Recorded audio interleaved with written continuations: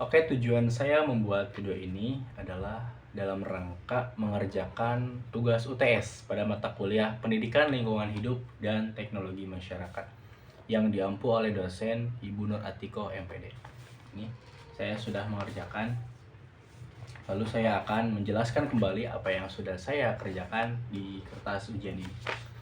Oke, yang pertama, hubungan timbal balik antara sains, teknologi, lingkungan, dan masyarakat itu adalah keempat komponen yang sangat penting, keempat komponen atau elemen yang saling berkaitan erat satu sama lain, dan juga mempengaruhi satu sama lain dalam sebuah sistem yang dinamis. Karena tidak ada satupun yang dapat dipahami sepenuhnya secara terpisah. Jadi kita uraikan terlebih dahulu apa itu sains, teknologi, lingkungan, dan masyarakat. Yang pertama itu sains. Sains itu adalah kumpulan pengetahuan atau kumpulan ilmu dan proses untuk memperoleh pengetahuan tersebut yang berfokus pada pemahaman tentang dunia alam. Sains itu mendorong tentang penemuan. Lalu ada teknologi. Teknologi itu adalah aplikasi dari pengetahuan untuk memecahkan suatu masalah praktis dan memenuhi kebutuhan manusia. Teknologi itu menghasilkan inovasi, temuan yang dapat diterapkan. Jadi saling berkaitan. Sains itu ilmunya dan teknologi itu hasil dari ilmunya. Lalu ada masyarakat. Masyarakat itu adalah kelompok manusia dengan norma, kebutuhan, dan nilai sosial tertentu.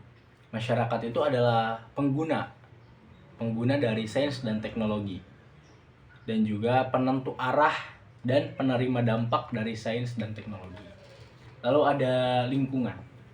Lingkungan itu mencakup semua aspek atau faktor biotik dan abiotik yang mengelilingi dan mempengaruhi kehidupan. Lingkungan itu adalah sumber daya, tempat implementasi dan penerima dampak utama dari aktivitas sains dan teknologi yang didorong oleh masyarakat. Lalu ada mekanisme keterkaitan. Yang pertama itu keterkaitan antara sains dan teknologi. Sains ke teknologi itu adalah penemuan ilmiah adalah dasar bagi pengembangan alat, mesin, dan proses. Sains itu kan tadi ilmu atau penemuan-penemuan tertentu yang akhirnya itu dapat menimbulkan suatu teknologi tertentu dari ilmu yang tadi didapati. Itu sains ke teknologi. Lalu ada teknologi ke masyarakat. Teknologi itu diterapkan untuk memenuhi suatu kebutuhan atau memecahkan suatu masalah dan meningkatkan kualitas hidup. Kenapa teknologi itu ada? Karena itu untuk bisa membantu masyarakat, bisa membantu orang-orang tertentu, orang-orang yang memang butuh untuk memecahkan masalah tertentu. Lalu ada keterkaitan masyarakat dan lingkungan atau masyarakat ke lingkungan. Kebutuhan dan perilaku masyarakat itu sering terjadi atau sering kali didukung oleh suatu teknologi. Nah, karena teknologi itu pasti memberikan tekanan dan dampak, baik secara positif maupun negatif terhadap lingkungan. Adanya suatu teknologi yang membantu masyarakat dan atau adanya teknologi itu pasti adanya dampak. Dan dampak itu pasti ada negatif dan ada yang positif. Nah, itu pasti terjadi ke lingkungan. Lingkungan itu berpengaruh. Lalu ada lingkungan dan sains, balik lagi ke awal. Masalah lingkungan memunculkan kebutuhan akan penelitian yang baru untuk memahami atau memitigasi dan beradaptasi. Jadi itulah saling berkaitan satu sama lain. Lalu ada teknologi ke lingkungan. Teknologi itu dapat merusak atau melindungi lingkungan. Dan sains ke masyarakat. Nilai-nilai yang diprioritaskan masyarakat itu mempengaruhi arah pendanaan dan fokus penelitian ilmiah. Nah, lalu ada contoh konkret di Indonesia itu apa? Misalkan saya mengambil contohnya itu pada perkebunan kelapa sawit yang berkelanjutan. Nah, isunya itu perkebunan kelapa sawit itu adalah salah satu sektor ekonomi atau pertanian yang penting di Indonesia. Namun sering terjadi dikaitkan dengan deforestasi atau kebakaran hutan atau konflik tanah. Itu sering terjadi isu-isu seperti itu. Analisis dampak dari keempat perspektif. Yang pertama itu kita lihat dari perspektif sains. Dampaknya itu penelitian ilmiah berperan dalam jangkauan besar. Yang pertama itu dalam perspektif sains, pemulihan tanaman. Itu bisa mengembangkan varietas kelapa sawit yang unggul, yang tahan lama penyakit dan memiliki hasil tinggi per hektar, high yielding variety, sehingga mengurangi kebutuhan perluasan tanah, lahan. Lalu penyelidikan karhutla, ilmu geografi dan ekologi meneliti penyebab, dampak, dan prediksi karhutla, termasuk studi tentang karakteristik tanah gambut. Lalu penemuan teknologi pengolahan limbah. Penelitian kimia atau penelitian biologi yang berfokus pada cara pengubahan limbah tanah atau limbah cair, foame, dan padat pabrik sawit menjadi biogas dan pupuk. Itu bisa dimanfaatkan menjadi pupuk. Lalu dalam perspektif teknologi, dampaknya itu bisa membuat suatu aplikasi tertentu yang berbasis teknologi untuk efisiensi dan mitigasi dampak dari kelapa sawit itu. Untuk memantau deforestasi dan karhutla secara real time, sains geospasial, lalu bisa membuat aplikasi pertanian presisi menggunakan sensor ataupun kita memanfaatkan AI yang ada pada zaman sekarang untuk mengatur dosis pupuk dan air secara tepat. Lalu teknologi zero waste, pembangunan instalasi pengolahan limbah, misalnya biogas plant di pabrik untuk pengolahan limbah menjadi energi, yang merupakan aplikasi langsung dari penemuan sains. Misalkan lalu dari lingkungan, dampak lingkungan itu menjadi fokus utama karena pastinya juga ada yang namanya dampak positif dan negatif. Dampak positifnya itu penerapan teknologi zero waste dan penanaman dengan praktik pertanian berkelanjutan itu dapat mengurangi pencemaran air dan emisi gas rumah kaca. Jadi lahan sawit itu bisa bersertifikasi berkelanjutan, mendorong konservasi di dalam konsesi. Lalu dampak negatifnya, ekspansi perkebunan yang tidak berkelanjutan itu menyebabkan deforestasi, degradasi lahan gambut, dan polusi udara yang mengakibatkan bisa jadi kebakaran hutan di perkebunan kelapa sawit. Lalu dalam perspektif masyarakat, dampaknya itu dalam ke masyarakat itu bisa kebutuhan dan kesejahteraan masyarakat itu sangat berpengaruh. Misalkan dalam sektor ekonomi. Nah, karena perkebunan kelapa sawit itu adalah salah satu sumber mata pencaharian jutaan petani, bahkan ribuan, dan pekerja di sana. Jadi bisa memberikan peningkatan kesejahteraan ekonomi di daerah-daerah terpencil.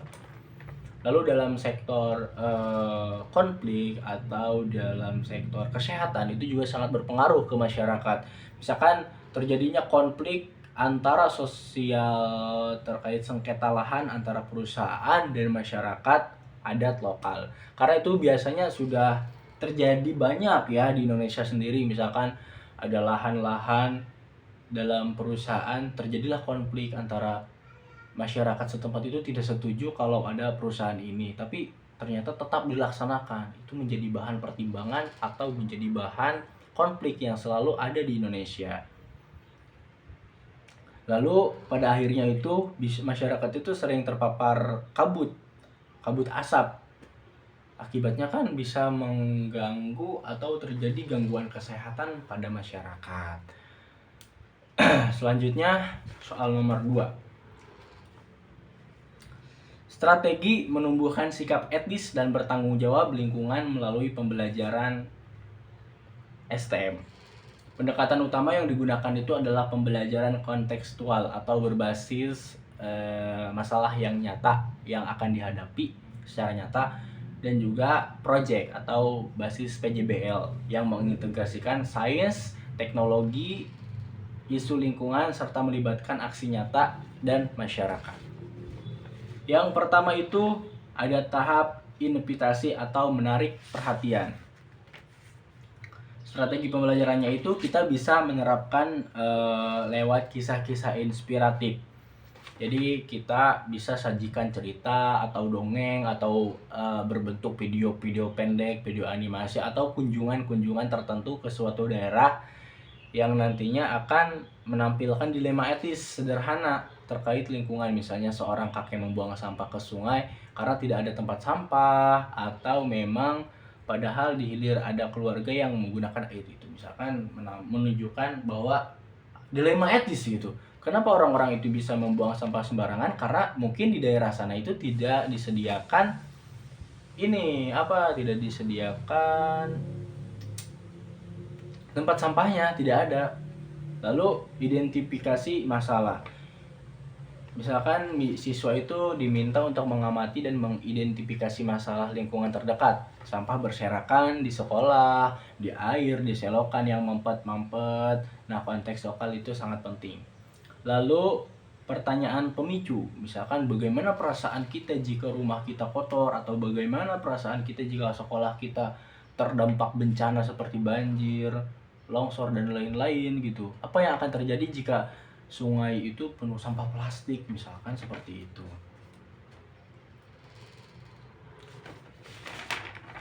Lalu tahap eksplorasi dan konseptualisasi. Itu bisa kita mengaitkan sains dan nilai. Tujuannya itu untuk memahami konsep ilmiah yang melandasi pentingnya tanggung jawab lingkungan. Strateginya, kita bisa menggunakan sains yang konkret. Lakukan eksperimen sederhana tentang daur ulang, misalnya pembusukan sampah organik, atau bisa penghematan air. Contohnya itu membandingkan lampu hemat energi. Lalu ada teknologi sederhana, eksplorasi cara kerja teknologi ramah lingkungan yang relevan untuk anak. Misalnya itu cara kerja penampung air hujan, lalu komposter, misalkan kita membuat poster sederhana, atau teknologi yang otomatis. Kemudian diskusi nilai. Yang ketiga itu ada tahap aplikasi dan solusi. Ini berbentuk proyek nyata. Kita bisa menerapkan etika melalui aksi.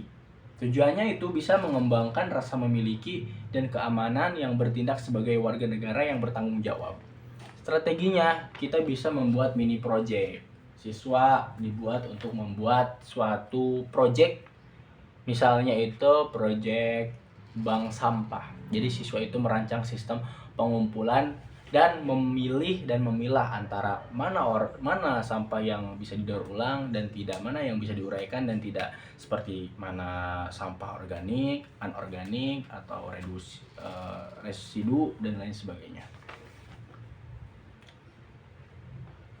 Dan yang keempat itu tahap refleksi dan evaluasi diri, atau membentuk karakter dan komitmen. Tujuan efektifnya itu bisa mengintegrasikan nilai-nilai etika lingkungan menjadi kebiasaan dan komitmen personal. Nah, dengan menjalankan strategi ini yang berfokus pada pengalaman nyata dan refleksi nilai-nilai, siswa MI atau siswa SD itu tidak hanya akan menguasai konsep sains dan teknologi, tapi yang lebih penting mereka itu akan tumbuh menjadi individu yang berkarakter, yang peduli, dan pastinya yang bertanggung jawab terhadap kelestarian lingkungan dan juga masyarakat di masa yang akan datang. Selanjutnya ke soal yang nomor 3. Analisis berdasarkan pendekatan sains teknologi lingkungan masyarakat di Desa Makmur Jaya dan teknologi biogas. Misalkan yang pertama itu dalam dimensi sains. Prinsip sains yang mendasari teknologi biogas adalah proses fermentasi anaerob, yaitu penguraian bahan organik seperti kotoran hewan ternak oleh mikroorganisme tanpa oksigen.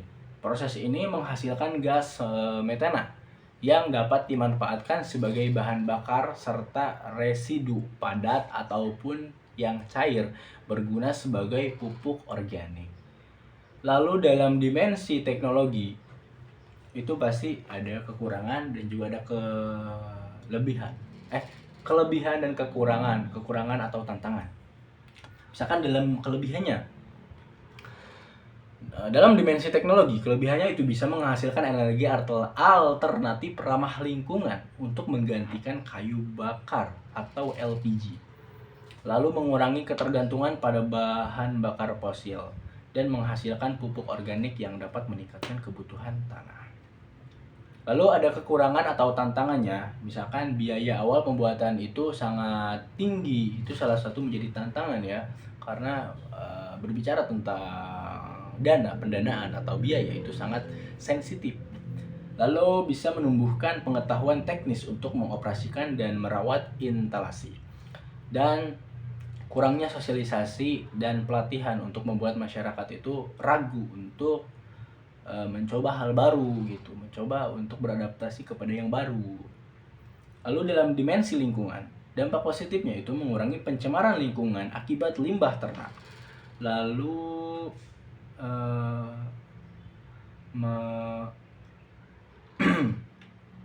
menekan penebangan pohon karena berkurangnya kebutuhan kayu bakar dan menghasilkan energi bersih yang tidak menambah emisi karbon berlebih. Lalu meningkatkan kualitas tanah melalui pengurangan pupuk organik. Dimensi masyarakat, alasan adopsi itu lambat karena masyarakat itu masih terbiasa dengan cara yang lama, menggunakan kayu bakar. Itulah yang biasa masyarakat lakukan. Lalu kurangnya pengetahuan dan kepercayaan terhadap teknologi baru karena masyarakat itu kurang pengetahuan atau kurang percaya bahwa teknologi baru itu padahal bisa memungkinkan untuk lebih cepat. Dan juga kekhawatiran biaya pemeliharaan alat biogas, itu yang sangat dikhawatirkan oleh masyarakat, itu pembiayaannya. Strategi sosial untuk mendorong penerimaan, strateginya itu yang pertama bisa mengadakan penyuluhan dan pelatihan langsung kepada warga. Jadi oleh oleh pemerintah atau dari instansi-instansi yang terkait dengan itu bisa mengadakan penyuluhan atau mengadakan seminar atau mengadakan pelatihan secara langsung kepada warga. Bukan hanya memberikan teori saja, tetapi juga langsung praktik pada saat itu juga. Kemudian memberikan contoh yang nyata penggunaan biogas. Nah, tadi di rumah ataupun di peternakan atau di sawah atau di ladang gitu. Jadi tidak hanya memberikan penyuluhan atau pelatihan, tapi juga memberikan contoh yang nyata gitu. Lalu melibatkan tokoh masyarakat yang berkait, misalkan kelompok petani. Lalu memberikan bantuan dana. Nah, ini yang sangat ditunggu-tunggu oleh masyarakat sepertinya ya. Jadi adalah dikasihlah dananya gitu. Jangan hanya memberikan wejangan atau memberikan bahan pembicaraan aja, tapi juga dikasih dananya. Nih, ini dana dari pemerintah. Kalian mangga pakai, gunakan sebaik mungkin gitu. Difasilitasi. Kemudian soal nomor 4, rancangan proyek. Nah, misalkan ketika saya menjadi guru MI, apa yang akan saya lakukan gitu. Memanfaatkan sampah itu gimana caranya? Yang pertama, saya akan membuat kreasi eco botol atau memanfaatkan sampah, mengubah sampah plastik menjadi suatu karya seni atau yang memang mempunyai daya nilai gitu, daya yang bisa digunakan minimalnya oleh siswanya sendiri gitu. Syukur-syukur memang jikalau itu bisa bernilai lebih gitu, bisa dijual. Tujuannya itu untuk melatih kreativitas peserta didik dan menumbuhkan kesadaran atau menumbuhkan bentuk tanggung jawab terhadap masalah sampah gitu. Tujuannya ya kita untuk ini loh, sampah itu tuh bisa dimanfaatin loh gitu. Sampah itu bukan sekedar sampah, kita bisa mengubah sampah menjadi emas, bisa mengubah sampah menjadi bernilai gitu. Lalu langkah-langkah yang pertama itu tentunya kita observasi langsung ke sekolah misalkan, atau siswa itu disuruh observasi layaknya pada siswa umumnya gitu. Siswa melakukan audit sampah plastik di sekitar. lalu eksplorasi sains. Kita juga sebagai guru tentunya harus memberikan pelajaran atau harus memberikan ilmu yang memang nantinya akan dilakukan oleh siswa itu, harus dipelajari, misalkan sifat-sifat plastiknya seperti apa yang bisa didaur ulang atau yang tidak gitu. Lalu kita membuat perencanaan. Siswa merancang produk seperti misalkan, nah kalau sudah ditentukan apa yang akan dibuat, itu pasti akan direncanakan. Misalkan kita memberikan atau memerintahkan kepada siswa itu untuk sok kalian membuat apa aja yang ingin kalian buat, misalkan membuat pot dari botol bekas atau membuat tempat pensil dari botol bekas dan lain-lain.